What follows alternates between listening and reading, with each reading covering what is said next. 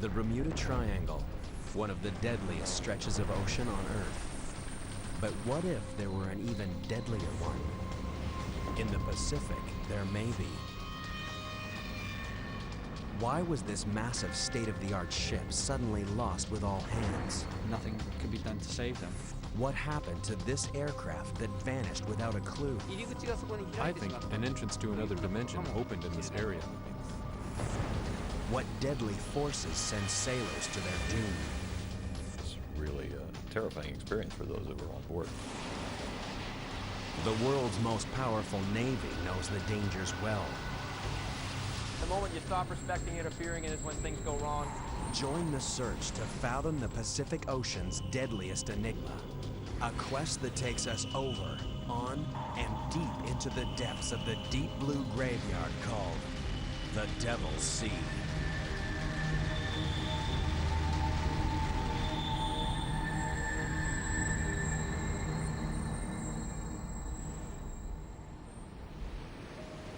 September 8th, 1980. Carrying 150,000 tons of iron ore, the bulk carrier Derbyshire is 230 miles off the east coast of Okinawa. The Derbyshire is a gigantic ship, longer than 3 football fields, twice the size of the Titanic, only 4 years old. From stem to stern, her design is state-of-the-art. Anyone should have felt perfectly safe sailing aboard her. But some, like able seaman Peter Lambert, didn't. Whenever he came home on leave, he'd naturally talk about the ship he was on, about the people he'd met, the seafarers, the friends he'd made. And of course he wrote letters home. And as I say, he just said he just didn't like the Derbyshire, just something about it. There's a lot of people said the same thing. Reluctantly, Peter signed on for one more voyage to earn enough money to get married. He was 19 years old. But his wedding would never take place. On September 9th, the Derbyshire and her entire crew disappeared. It was the largest British ship ever lost at sea, and no one could explain why. How could this giant ship, crewed by experienced mariners, simply vanish without a distress call and without leaving any trace? Could she be another victim of one of the Pacific Ocean's most enduring and frightening enigmas? To the south of Japan lies a vast expanse of empty ocean. Since the 1940s, scores of gigantic ships have mysteriously vanished in these cruel seas. Many of them were lost without even sending an SOS, leaving no clue as to their fate. But these waters have been claiming victims for centuries. Long ago, Japanese sailors gave this region a chilling name, Manaomi, the Devil's Sea.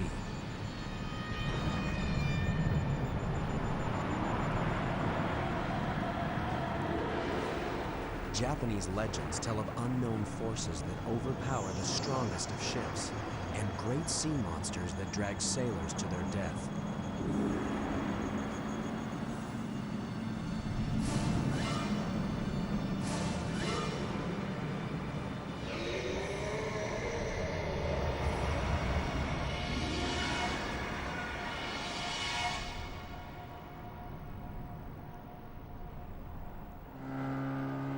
Today, the legend of sea monsters may have faded, but Japanese fishermen still fear the Devil's Sea, even as its rich bounty draws them to risk their lives. A Devil's Sea is also an abundant sea. Fish always cluster here. These seas are very different from other places. Waves change quickly and unpredictably. So if you're relaxed on a boat in these places, you will get into trouble. Intrigued by persistent reports of mysterious disappearances, Some have searched for patterns that might solve the enigma of the Devil's Sea. Some claim that when plotted on a map, the modern disappearances form a triangle of doom. But that's only the beginning. The triangle in the Devil's Sea lies on the same lines of latitude as another infamous stretch of ocean on the other side of the world, the Bermuda Triangle. Could this be more than coincidence? Could the Devil's Sea be another Bermuda Triangle? Or even deadlier than the Bermuda Triangle? There are those who think it might be. Author and expert in paranormal phenomena, Professor Junichi Yaoi has controversial theories about why so many ships have disappeared in the Devil's Sea. There are many possible answers for this. Basically, I think some of the tankers sank because of the condition of the sea, because these incidents happen in seas which could be rough, or because of storms. However, if these tankers had just disappeared, I would say they might have gone to another dimension. I think there was an entrance to this other dimension opened from that area. Most scientists dismiss Professor Yaoi's theories as science fiction. But in the Devil's Sea, ships keep disappearing.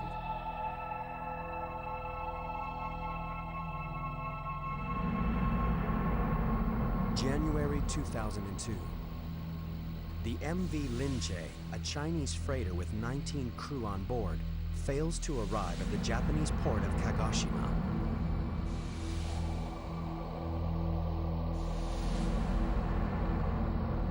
As months go by, authorities are at a loss to explain what has happened to the Linjae.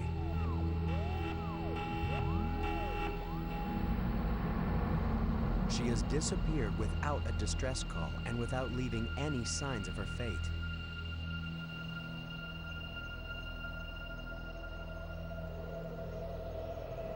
Professor Yaoi has his own theories on what may have happened.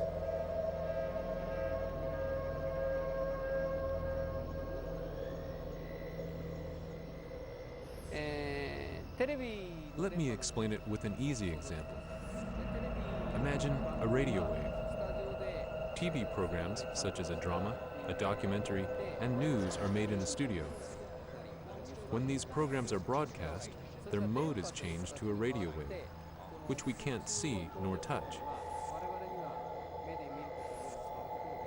So what I'm telling you is maybe the different dimension is here in the place we live, but we just can't see nor touch it.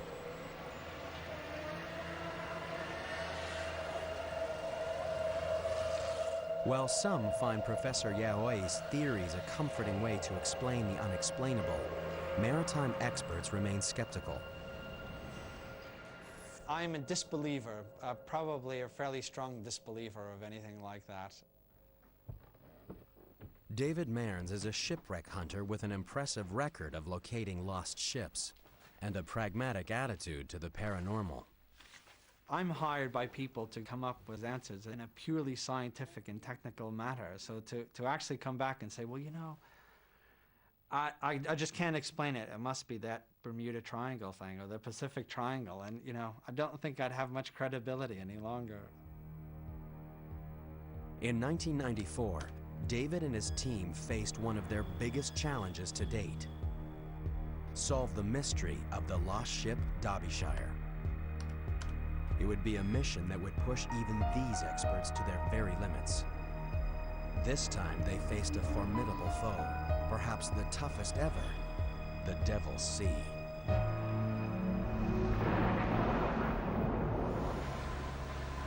The crews of Patrol Squadron 47 know how hard it is to find anything on this featureless ocean. The U.S. Navy's eyes in the sky are charged with anti-submarine warfare, surveillance, and search and rescue. There's really nowhere in this theater that we can't get to within a certain amount of time. We've always got a ready plane that'll launch within 1 hour. It's always available. So if there's any kind of search and rescue mission needs to be done, any kind of piracy activity, anything that has to be done, BP-47 can get on station as soon as possible. The airmen know this region like the back of their hands. But even they can't explain everything they experience out here. There's been some stories, there's been some rumors about strange things happening on the aircraft. Acoustically, we pick things up that sometimes don't get recorded. You know, we'll hear something that sounds kind of funny. We'll get back, we'll play it on the recorders, it's just not there. Yeah, there's a lot of stories about seatbelts coming uncrossed, hatches open and closing by themselves in different areas you fly around. In a high-tech, high-risk job like this, it pays to be on your guard. The men and women who fly these unfriendly skies know that it isn't just ships that disappear out here. The skies over the Devil's Sea have claimed their share of planes. One mysterious disappearance more than any other haunts the crews that fly here every day. March 22nd, 1957, 4:48 a.m. A USAF C-97 Stratofreighter departs Wayland, bound for Tokyo International Airport with 67 military personnel on board.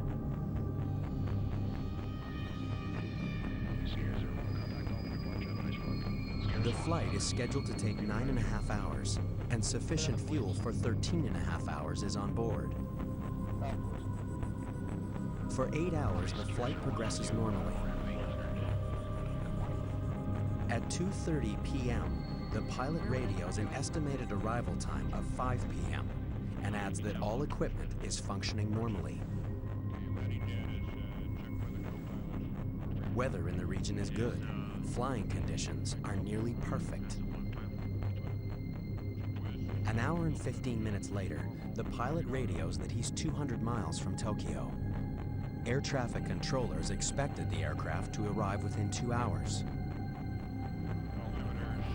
But the C-97 never touches down at the airfield.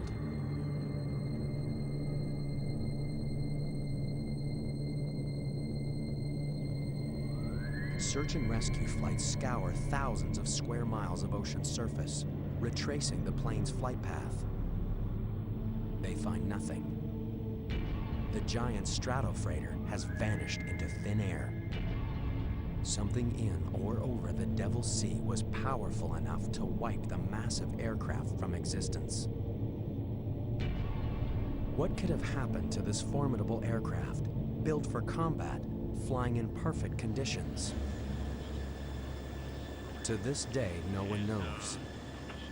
It remains a mystery, and an unknown hazard that the men and women of the military must accept in the line of duty.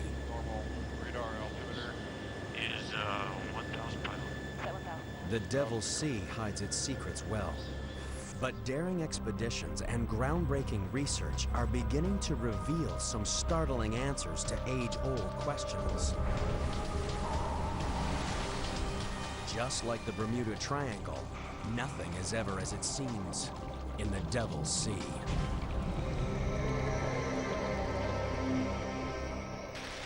The Devil's Sea, south of Japan, has earned a reputation as a Bermuda Triangle of the Pacific. Giant ships sailing through these waters have disappeared suddenly and without a trace.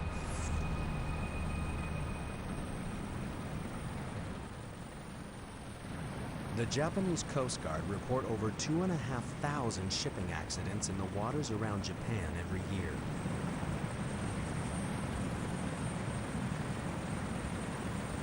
These deadly waters are vast and unforgiving. The chances of finding a ship lost out here makes finding a needle in a haystack look easy.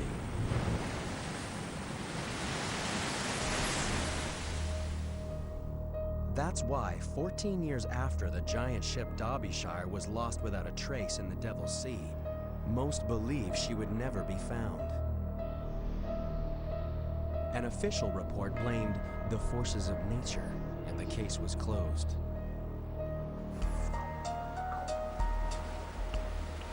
But the families of the Derbyshire's crew weren't willing to let them go quietly into the night. They wanted answers. All we wanted really was the evidence to prove exactly what happened to that ship and why 44 people had lost their lives. We were told the only way we'd get a real full investigation is if we had new evidence, and the new evidence would only be the Derbyshire. And everyone was confident, the shipping industry that is, that would never find that ship. But the families refused to give up.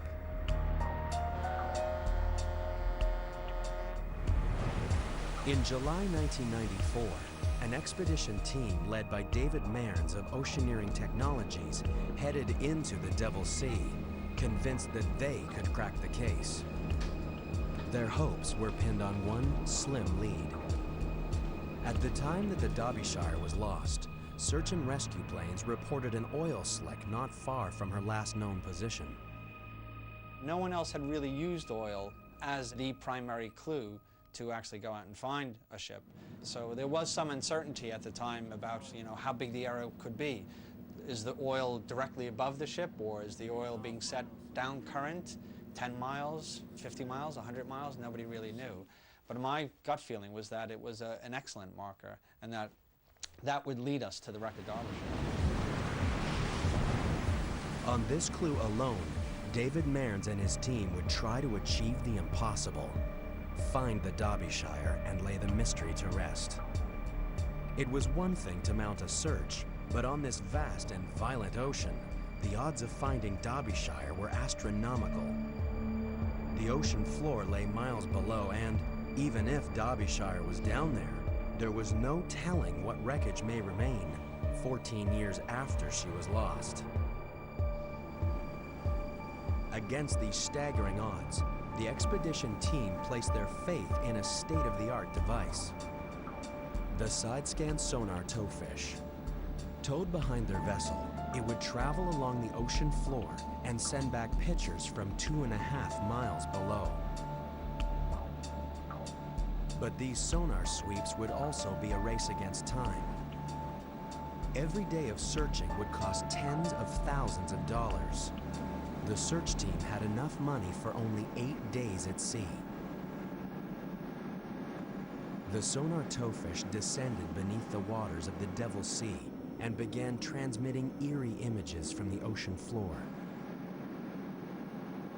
To the untrained eye, they were a jumble of shapes and shades, but to David Mearns, something stood out. You can see the high is down in the end of that line. We actually started seeing some things that looked a bit suspicious. And as we went on to the next line, we saw even more trace, and then finally the third line, we went right over to something which was a great big dense patch of hard material. Whether it was rock or wreck, we couldn't tell. Look at that falling right across. Could this be the break they were hoping for? The team knew the success or failure of the expedition hung in the balance. Everything depended on what they would see next, as the ship began its second pass. As we were approaching, literally right to the point of the sonar starting to pick up the images, we lost the towfish. Just ping, like that. So this very heavy, double-armored steel cable just snapped. And there goes our $600,000 towfish off the back of the ship, and we knew immediately it was lost. The sonar towfish, their best chance of success, was lying 2.5 miles below on the seabed. Time was running out. Round 1 to the Devil's Sea. And before a recovery can be attempted, a storm threatens on the horizon, and the team must batten down the hatches and brace for impact. They're painfully aware of what the weather can do out here. In living memory, a storm devastated the most powerful navy ever to sail the seas. Today, that same navy is armed with awesome technology and steeled by the lessons of history. But are these sailors destined to once again face the wrath of the Devil's Sea? For centuries, the Devil's Sea has terrified all who sailed its treacherous waters and taken many of them into its deadly depths. This is a place so fearsome, it spawned ancient legends of demonic forces and modern speculation that it might be another Bermuda Triangle. But since the middle of the 20th century, a powerful human presence has cruised its mysterious waters. At the end of World War II, the U.S. Navy 7th Fleet based itself in Japan and has ruled the Pacific ever since. The 7th Fleet sails Japanese waters without fear, at least of any human adversary. But these sailors know that if you drop your guard, the Devil's Sea can turn on you in the blink of an eye. A lot of times you have fair winds and following seas. That's as good as you get. You look out here on the horizon and stuff, we got a nice breeze, sun's shining. You know, if I wasn't in the Navy, I'd probably be out here getting a tan right now. But we could walk out here 4 hours from now and bam, just like that. It seems like the devil's beating his wife, so you never know what's gonna happen. To survive in the Devil's Sea, you have to know what it's about to throw at you. In this danger zone, the Top Guns aren't fighter pilots, but a handful of meteorologists who scan the sea and sky for any sign of trouble. For these men, failure is not an option. The slightest error could take them into the path of danger, and some of the most murderous weather the planet could generate will slam into their ships. It seems incredible that these powerful warships, built to repel the most daunting foes, could be so vulnerable to the assaults of nature. But the Devil's Sea has already shown what it can do to them. A tragedy that still haunts the Navy. December 1944. World War II rages in the Pacific. The suicide squadrons of the Japanese kamikaze are the most feared enemy in this theater. But the terror they inspire is about to be surpassed. Task Force 38, a U.S. Navy carrier battle group, pounds Japanese forces in the Philippines, softening them up before MacArthur's invasion hits the beach.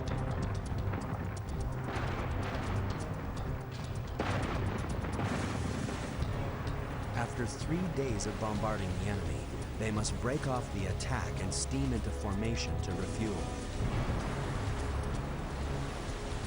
But just over the horizon, a deadly force is gathering strength. A force far more destructive than anything the Japanese could throw at them. As the ships struggle to refuel in growing seas, they're stalked by the growing fury of a powerful typhoon. There's nowhere to hide as the storm strikes. Suddenly, the sailors of Task Force 38 are thrown into the fight of their lives. The seas were described as mountainous, very high seas, and of course the ships were rolling and pitching. The wind was between 50 and 75 knots with gusts of as much as 120. So the noise level was terrific, and of course the ships were moving from side to side and up and down. It was really a terrifying experience for those that were on board. In fact, there were some sailors who had faced the kamikaze menace and found that the typhoon was probably the worst experience of their lives.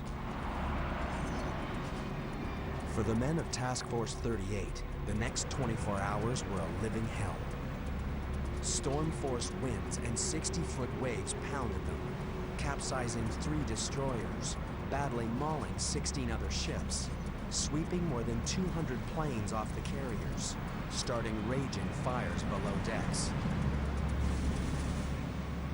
When it was over, 765 American sailors were dead. It was the U.S. Navy's worst natural disaster of the 20th century. The mighty fleet limped back to port, bearing the scars of battle. The murderous typhoon had caught Task Force 38 by surprise. To prevent a disaster like this from ever happening again, the Navy set up weather forecasting stations throughout the Pacific. Today, the U.S. Navy Meteorological and Oceanographic Command in Yokosuka, Japan, is on high alert. There's a powerful typhoon brewing in the Devil's Sea. This deadly region is a typhoon factory. Its warm waters can generate as many as 30 killer storms in a year, maelstroms of 200-mile-per-hour winds, and waves up to 60 feet high, racing at 50 miles per hour across the sea, devastating everything in their path. Maximum seas associated with the storm at this time are about 28 feet. So we're keeping ships well clear of that area. We're keeping ships well clear of the coast of China, and they're expecting that storm to maintain winds of about 80 knots at gusts, 105 knots as it progresses west. When the winds surpass 170 knots, or 195 miles per hour, a typhoon becomes a super typhoon, one of nature's most devastating forces, and a naval forecaster's worst nightmare.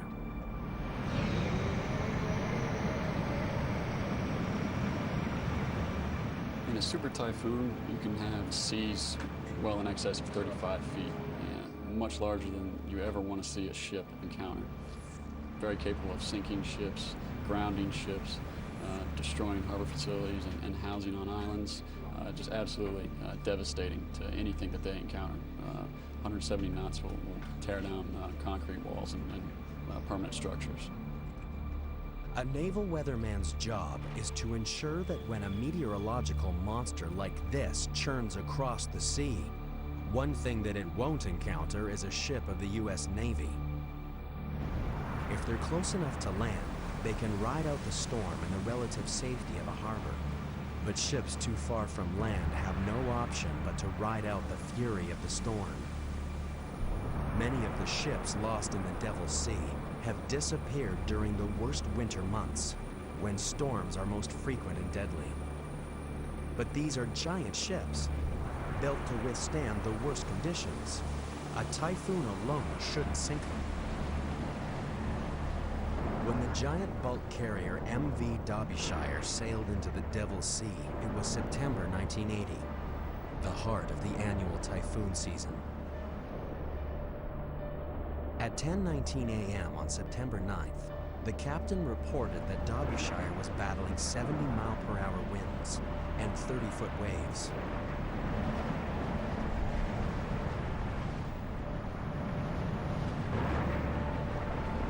But the captain wasn't especially worried.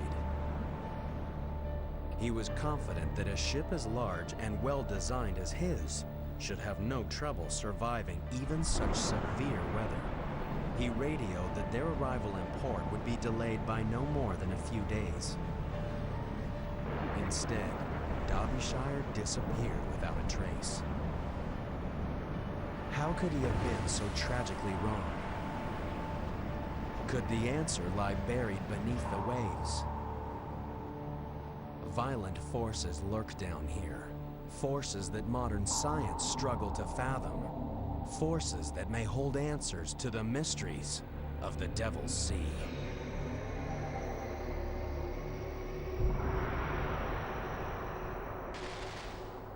Some call Japan's Devil's Sea the Bermuda Triangle of the Pacific. Ships and airplanes vanish here without a trace. Could the answers to the mysteries lie here, far beneath the stormy surface? Down here lurk powerful, deadly forces. Forces that imperil all who sail on or under the Devil's Sea.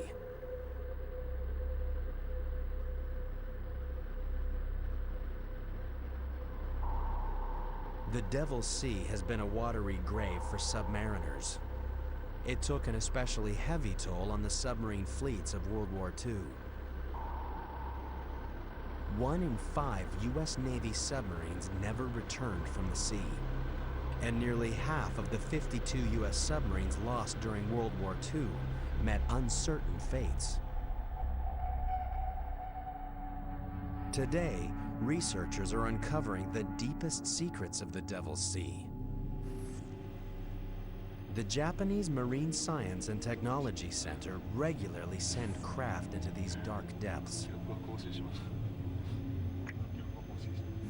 The Shinkai 6500 submersible is the pride of the fleet, built to dive to the bottom of the world's deepest oceans.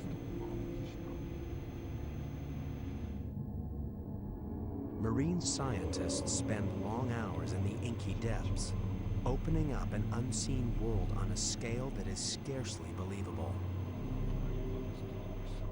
In some places, the deep rifts in the ocean floor drop 37,000 feet beneath the surface. If the highest mountain in the world, Mount Everest, were to rise from this abyss, it would still be over a mile below the waves. Researchers have only scratched the surface of this undersea world. Could this be the final resting place of the World War II submarines lost to unknown causes? There is no telling what these shadowy depths could hide. Some have even suggested that there is an alien life force lurking beneath the Devil's Sea. One account from a Russian research scientist was widely reported in the paranormal press. On August 18, 1980, the Soviet vessel Vladimir Vobirov was returning from a research mission off the coast of Japan. Expedition leader Professor Platonov claimed he was on watch when suddenly an unidentified submerged object burst from the sea and circled the ship. According to the professor, it was cylindrical in shape and scorched the area with a blinding blue light.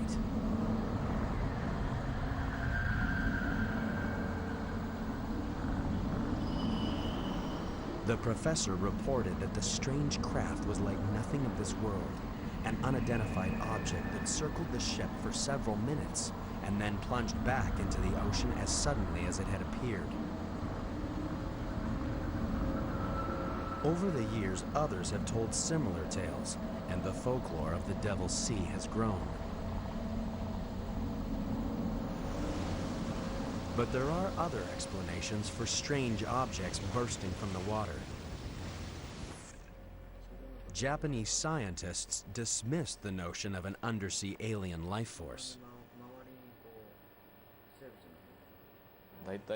To be honest, almost all phenomena are explainable through our knowledge, and I have never seen such a strange phenomenon. So what power of nature could send objects shooting to the surface miles above? One answer can be found at the western depths of the Devil's Sea, where the Earth's molten core threatens to break through the fragile crust.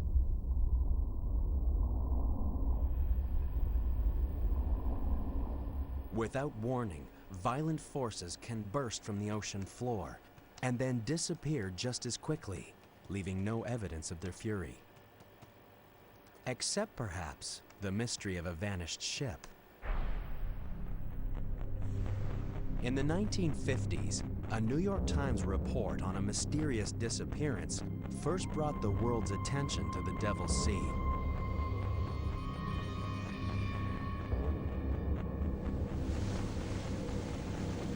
September 23, 1952, the Kayumaru 5, a Japanese Coast Guard research vessel with 31 crew aboard, heads for the Myojin Reef in the Devil's Sea to monitor strange underwater activity. Making good speed, the crew expects to reach the reef in less than a day. But after 3 days of radio silence, the Coast Guard declares the vessel missing.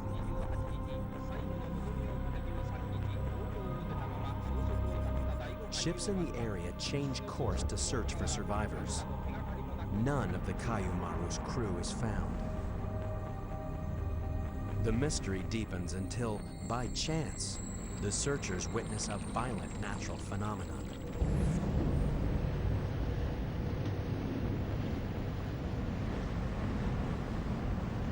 If this had suddenly erupted under the Kayumaru, she would have gone instantly to her doom, with no time even to signal her distress.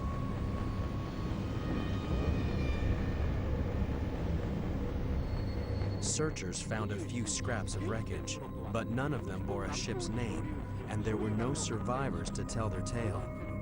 The fate of the Kayumaru would remain a secret of the Devil's Sea.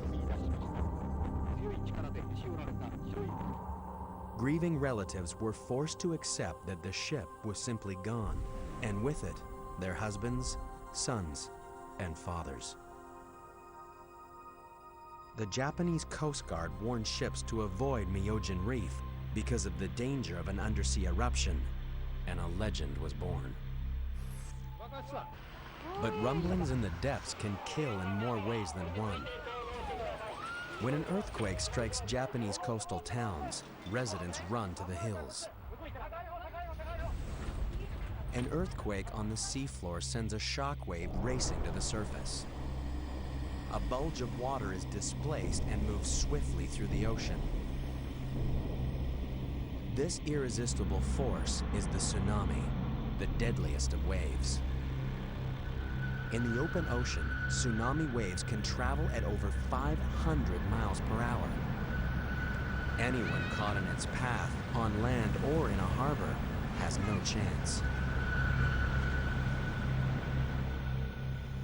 As a child, Takao Suzuki was one of the lucky few when a tsunami annihilated his village. It was terrible. At 12 o'clock, the earthquake struck. A few minutes later, the tsunami came. People tried to escape.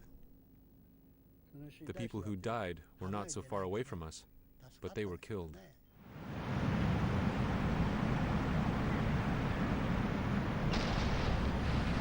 Throughout history, tsunamis have taken the lives of hundreds of thousands of people.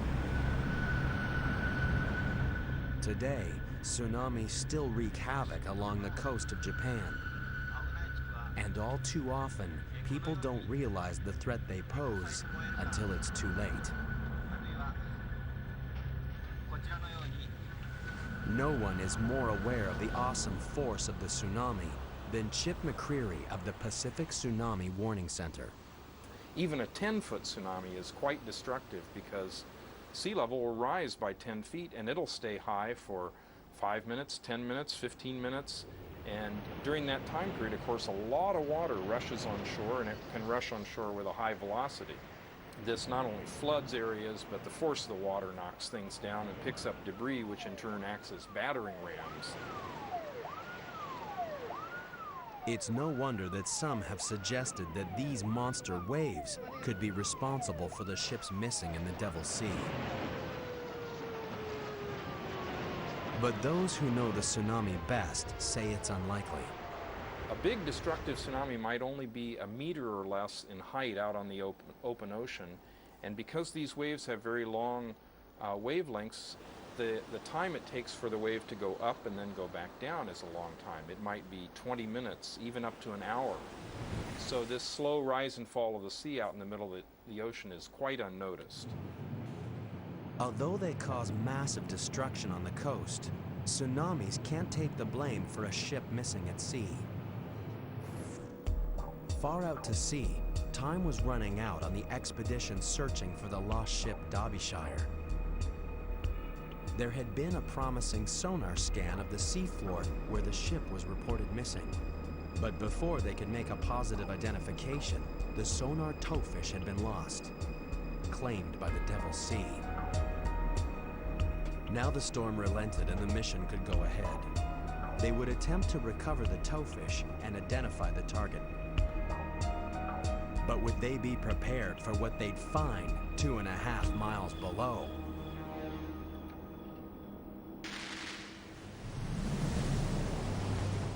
Nothing is safe in the Devil's Sea, thought by some to be the Bermuda Triangle of the Pacific.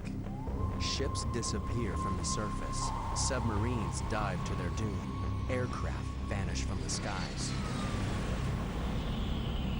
Some blame unnatural forces, some the forces of nature. There's no doubt that this is one of the deadliest and most mysterious stretches of ocean in the world. And one piece of the puzzle was proving to be frustratingly elusive.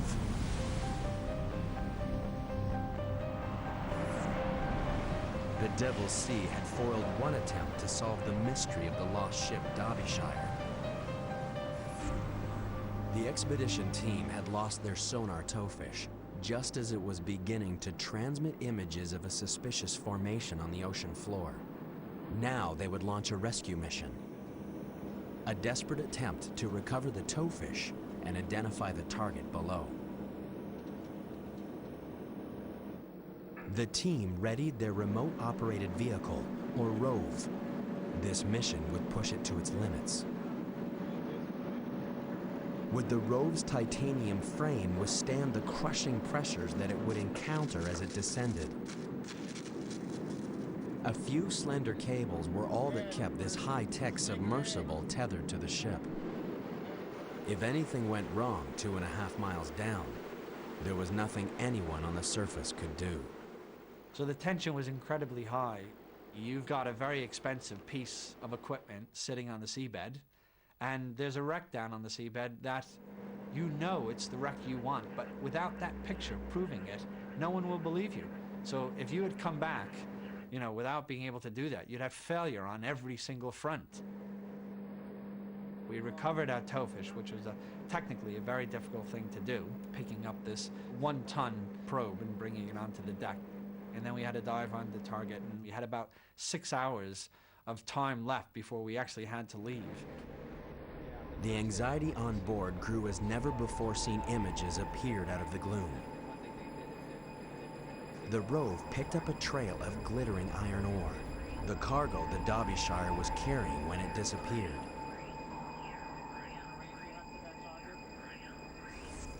Twisted metal confirmed that the target was a shipwreck. And then, the moment they had all been hoping for.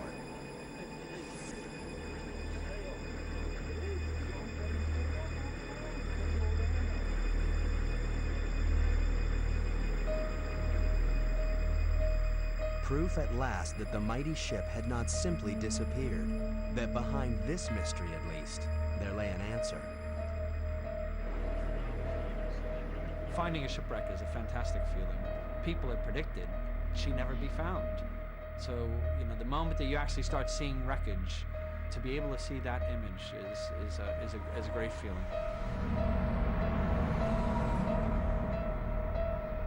For Paul Lambert of the Derbyshire Family Association, news brought relief and a sudden crushing sense of loss. A lot of families at the back of their minds still did not accept the Derbyshire had sank. You know, there's a lot of desert islands in that area, and some of them still felt that the husbands, the sons and daughters were actually on a desert island. We remember those who lost their lives at sea while sailing on the merchant vessel Derbyshire. And when you actually find the ship, then that belief is taken away. So there's a lot of mixed emotions, you know, the sudden reality that, you know, the loved one wasn't coming home. Even though it was 14 years after the ship had sank, they still held on to that belief. Jeffrey Victor Underhill. After 14 painful years, the families of the disappeared had the answers they'd been searching for. Raymond William Taylor. Peter Lambert. Nigel Coates. Against the odds and confounding the critics, David Mearns and his team had achieved the impossible. They had found the twisted remains of the Derbyshire. But the question remained, what catastrophic event could have sent her to the bottom? The findings of the expedition helped maritime experts piece together the doomed ship's final moments. Derbyshire was caught in a typhoon she couldn't outrun. The storm waves were almost exactly the same length as the ship, so as Derbyshire descended down each wave, it pushed her bow into the next one. As wave after wave rolled over her, they tore away her bow fittings and flooded her forward hold. Now the bow is actually biting into the waves, and they probably knew at that time they were in real trouble. They could feel it. An experienced master and crew could actually feel the sluggishness of the vessel rising to the waves because they know the forward section is now being flooded. With her bow held underwater, it was only a matter of time before the waves stove in cargo hatches 1 and 2, and the ship began a descent from which she could never recover. The relentless sea tore her into 3 pieces and crushed her as she sank. The crew had no chance. There was no way for them to launch a lifeboat, so to be saved in any way, they just had to hope that the ship somehow rode it out even while she was foundering. But I think there would have been some minutes there where they knew, possibly as many as 10 minutes, where they knew that that nothing could be done to save them.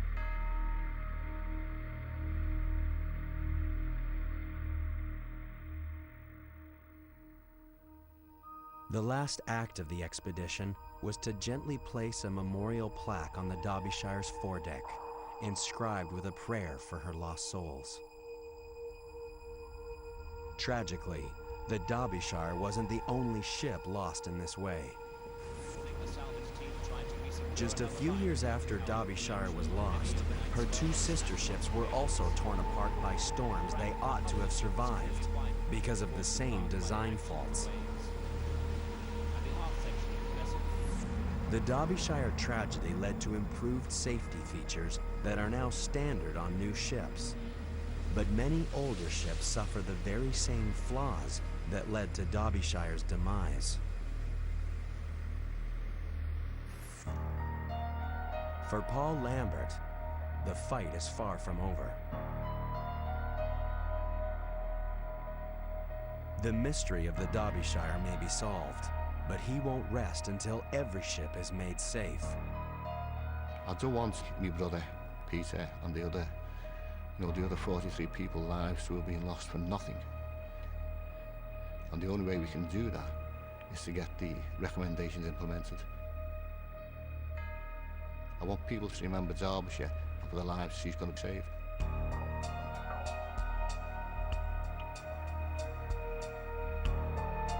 It may be cold comfort, but there is some comfort in the knowledge that many mysterious disappearances can be accounted for.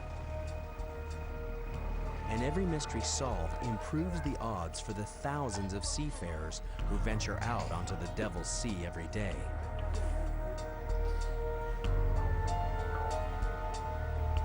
Maritime experts are confident that, eventually, even the most perplexing mysteries will give up their secrets.